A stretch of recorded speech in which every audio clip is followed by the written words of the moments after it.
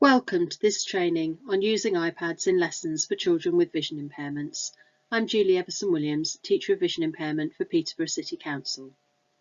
For this training, it would be really useful if you have an iPad in front of you so that you can have a play with the different tools and apps I recommend. Please do jot down any questions that you have as you go along and feel free to email them to myself or Emma Green, Teachers of Vision Impairment in Peterborough City Council. I have included our email addresses at the end of this presentation.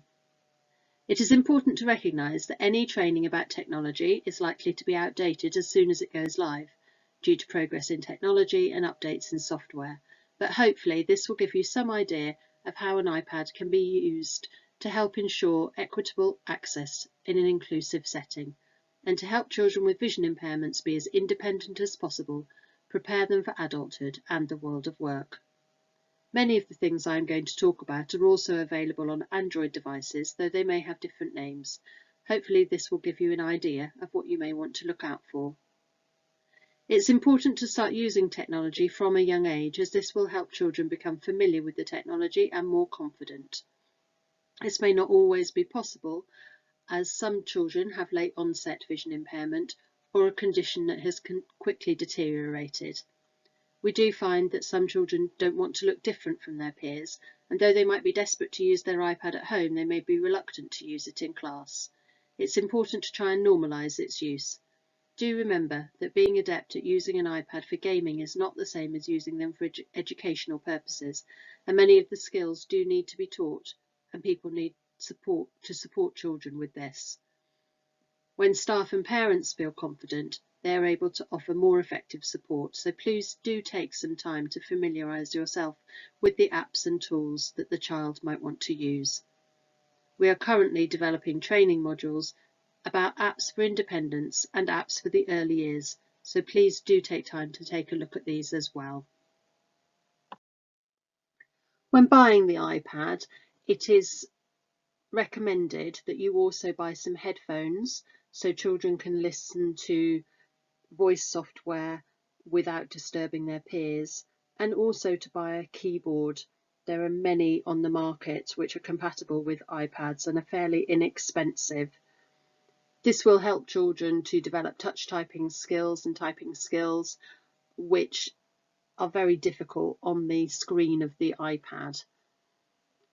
It is possible for children to apply for a grant for an iPad at home if they have a certificate of sight impairment or severe sight impairment.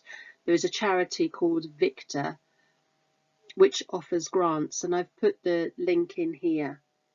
Unfortunately, due to COVID-19, the grants are currently suspended for iPads, but usually they are available for £40. The child or parent pays £40, and then that iPad is available for them to use at home. They're not for going into school. So watch the space on that website to see when that grant is up and running again. So in order to be able to support a student effectively in the use of iPads, we need to think about what we want them to be able to do. And this list will change according to each individual child. Think about the child that you're working with and what you would like them to be able to do with their iPad. There's some ideas here in bullet points, but this is not an exhaustive list. And then think about, for each of these, do you know how to do these things? We'll go through some of the ideas now, but as I said, the list is not exhaustive, so if there's anything else at all that you're not sure of, please do email us or give us a call. There are no stupid questions. It's really important in order to be able to support the student, you feel comfortable and confident about what you're doing. Some of the things here are accessing work from teachers, and each school might have a different way of doing this. There isn't going to be advice that covers everybody. Enlarging resources might just be a case of pinching two fingers together and pinging them wide so that the resource is enlarged. However, it might be more complicated than that. Things like taking photos are really important, and lots of the time you'll be able to use your own knowledge of how you take photos with your phone yourself. However, some things might be more problematic. We'll go through some of these ideas in this presentation. There are many built-in accessibility tools in the iPad. If you go to Settings and Accessibility, you will find Zoom. With this, you double tap with 3 fingers to enlarge that area of the screen. The magnifier, you use the iPad's camera to quickly magnify surroundings. Display and text size allows you to increase the size of the text. You can drag it to the preferred size on a scale. You can have bold text, invert the colours, so white on black, and reduce the intensity of the colours, or increase the contrast between the foreground and the background colours. For spoken content, the computer will speak the selection or speak the screen. You tap on a word so it's highlighted and then go to speak. If you wish to have more than one word read, then drag the dot and bar symbol at the end of the text and then tap speak, and it will tell you what that sentence or that paragraph says. You do not need Voiceover on to use this accessibility tool. For audio descriptions, you'll be given an audio description for a video. Not all videos will be accessible in this way. Guided access means that you are able to make an accessibility shortcut, so that, for example, if you press the home button 3 times, Voiceover can be activated or deactivated without having to go through the settings menu. Many of you will be familiar with Siri, and it's worth experimenting with the different commands you can give Siri to make it more easy for you to find your way around the internet and around your iPad. Within Settings and Accessibility, there is an option named Voiceover. This is an invaluable tool for people with vision impairments. The voice can be robotic and can be quite difficult to listen to at first, but you do get used to it. It's important that staff remain positive and are persistent in its use to encourage the students to carry on using it. People with vision impairments do listen at lightning speed to Voiceover once they've got used to it, and they navigate their way around the computer or a web page much faster than I possibly could.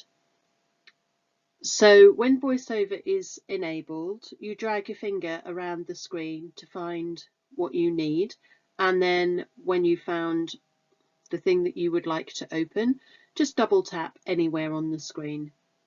Be aware that the gestures do change when you're using Voiceover, so you swipe with 3 fingers to scroll. When Voiceover is on and you want to search for a program, for example, in iPlayer, or you want to write in Notes, a keyboard will pop up on the screen. To use this with Voiceover, you would have to tap on each letter and then double tap to type it. And this is obviously a laborious and very frustrating way of typing. So I would recommend either using the microphone to dictate to the iPad, or within Voiceover there is a setting, Typing, enable touch typing in typing style, and it means that you could type much quicker, especially if you have the keyboard that I mentioned earlier. Within Voiceover is a tool called Rotor, and this is a very useful tool, but it is a more advanced tool and it's used for navigation. You put 2 fingers on the screen and twist them as if they were turning a dial, and it will give you lots of different options of ways to navigate around the internet or documents. I've put a website address on this slide to go to for more information. In order to access information from the internet, you can use Voiceover or spoken content, as discussed in previous slides. However, it may be easier to use the tools which are built into the web browsers. So if you launch your preferred web browser such as Safari and navigate to your chosen website, then you can tap on the two capital A's which are to the left of the website address. This will then give you an option of changing the font size, making it larger or smaller, and will also give you an option to go to website settings. This means that you can put on reader view, which will get rid of ads and additional information, and you can also request a mobile website rather than a desktop website, which is much more accessible and easier to read. Also in settings is display and brightness. This gives you options to change the brightness of the screen, the text size, to make the text bold. It also has an option called night shift, which will change the colours to the warmer end of the colour spectrum. There are many different ways that teachers can send work to students and share work with students. One way that we often recommend is emailing, though it might be that your school uses Office 365 and is able to share work on the OneDrive. Whatever system your school uses, it's important that the child feels comfortable with that system. For example, if they are using emails, they need to be able to access the emails, open them, store the emails into folders, open the attachments and save them in a sensible place. And then they must be able to retrieve this information for revision and consolidation purposes. It's really important that they have the same opportunities as the other students for this, and you can't expect a child to just know how to organise their work in this way. It is a skill that has to be taught. Independence is key, but it should not be expected overnight. These are key skills that need to be taught. If you're not using an email system and you're using a OneDrive system or a different kind of system, just consider a similar set of bullet points that you could write down what you think the key skills are for the students to learn in order to make sure that they are able to access and retrieve their work independently. And then it might be worth working on those key skills to increase independence. Obviously, the more independence that a child has, they have higher self-esteem, more confidence, and they will be better prepared for the world of work. It's important to ensure that we have equitable access for all the students in our class in an inclusive classroom. One thing that many students find difficult is accessing things that are being done live, such as a maths teacher working through a maths problem.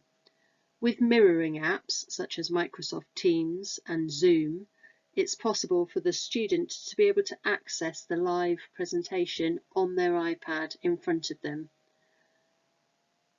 This is really important for their independence, as it may mean that a TA doesn't have to sit next to them writing out what is happening on the board, and it means that they feel more like one of their peers as they're able to work a little bit more independently. It may be that for demonstrations and displays, there is a video of the demonstration or display that the child may be able to watch. When a child is watching a video, it might be useful to turn on the audio description on the iPad so that there is a description of images as well as having the speech activated. If these videos could be sent prior to the lesson, it means that the student is able to assimilate the information and they're not having too much information in one go. We've already talked about several ways of accessing text using Voiceover, Speak Selection or Safari Reader. However, you can also use your iPad to download books from RNIB Bookshare. You can set up an account for any student with difficulty accessing text, such as dyslexia or vision impairment, and they can download the books onto their iPad. However, it is important to recognise that these are not automatically modified and adapted for ease of access, and sometimes it might be necessary to use an app such as Dolphin Easy Reader to make the text more accessible. There is a Kindle app which you are able to download onto the iPad, and another very useful app which will also read PDFs is Seeing AI. Please do look at the training module Apps for Independence for more information about apps and how useful they can be.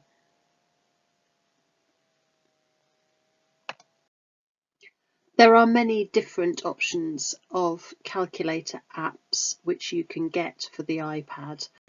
And this one here, Calculator Plus, comes highly recommended as a free app.